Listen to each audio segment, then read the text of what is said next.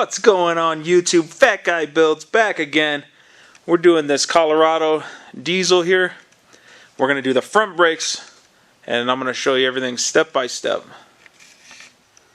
Here's the part number for the front rotors. Here's the part number for the front pads. Grab a 7/8 socket, jack up the truck, remove the wheels. Pop the hood, take off the brake reservoir cap. I'm making this video for the people who don't have fancy tools. So the way we're doing this, we're using 4 flathead screwdrivers. This has pistons on both sides. 4 flathead screwdrivers, one at the top, one at the bottom of the brake pad, in between the pad and the rotor.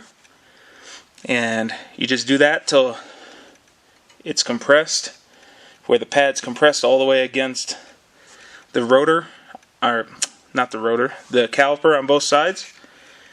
And then we compress the pistons, so now we can move on to the next step.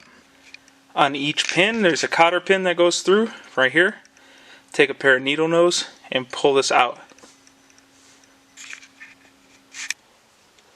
Then you just push the pins out this way.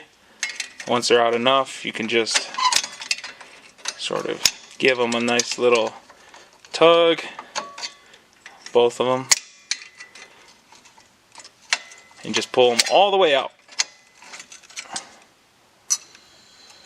Once you pull the pins out, then this piece just comes out, and then at that point you can just pull the pads out, set them aside. Grab an 18mm. You're going to take the 2 bolts out where the caliper meets the spindle. There's one here and one down here, 18mm. Use a T30 Torx bit. Take out this set screw that holds the rotor. Then we can remove the rotor and get the new one. Use a drip pan, spray both sides of the rotor with brake cleaner and let it dry. When you put the bolts back in, I torqued them to 70 foot-pounds. The other way is torque them to 59 foot-pounds and turn them 30 degrees or some shit. So just torque them to 70. When you slide the pads in, the pad on the back is the one with nothing on it.